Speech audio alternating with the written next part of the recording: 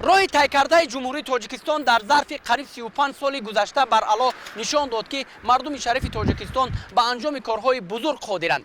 ватани хешро сидқан дӯст медоранд ва барои ҳимояи истиқлолу озодии сарзамини аҷдодии худ ҳамеша омоданд.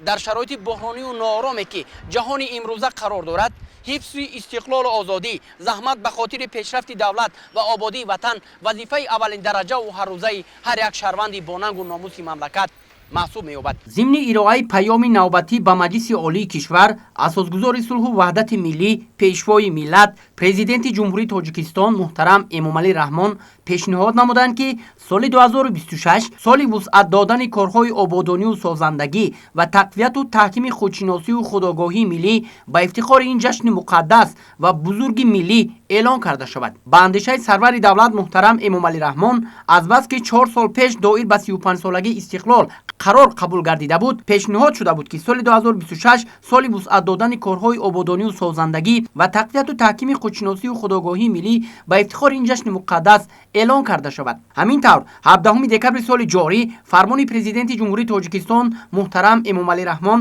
дар бораи соли вусъат додани корҳои ободонию созандагӣ ва тақвияту таҳкими худшиносию худогоҳии миллӣ эълон намудани соли 2026 ба имзо расид.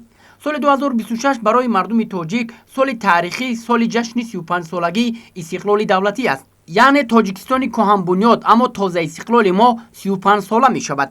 таи 5 соли охир тамоми қишрҳои ҷомеа ҷиҳати сазовор истиқбол намудани ин санаи таърихӣ сарҷамъона заҳмат кашида корҳои бузургро анҷом дода истоданд. аз 29 000 иншооту биноҳои ба ифтихори ҷашни 35-солагӣ ба нақша гирифташуда то имрӯз 26 000 онҳо ба истифода дода шуданд ки беш аз 70%-ашон аз ҳисоби соҳибкорону шаҳрвандон мебошад. сарвари давлат бо боварӣ изҳор доштанд ки то ҷашни муқаддаси миллӣ шумораи онҳо аз 30 000 мегузарад. то рӯзҳои ҷашни 35-солагии истиқлоли давлатӣ вақти хеле кам мондааст. ба андешаи сарвари давлат дар ин муддат мо бояд то ин санаи муқаддас корҳои созандагиро боз ҳам вусъат бахшида чорабиниҳои ҷашниро бо сату сифати баланд амалӣ созем. ҳар як шаҳрванд ва ҳар як оила бояд бо дарки масъулияти ватансозию давлатсозӣ пеш аз ҳама хонаву кошона ва кӯчаву маҳалли зисти худро таъмиру тармим ва тозаву озода намояд. ин раванди ободонӣ ва тозакорӣ бояд тамоми қаламрави кишварро то дурдасттарин деҳоти он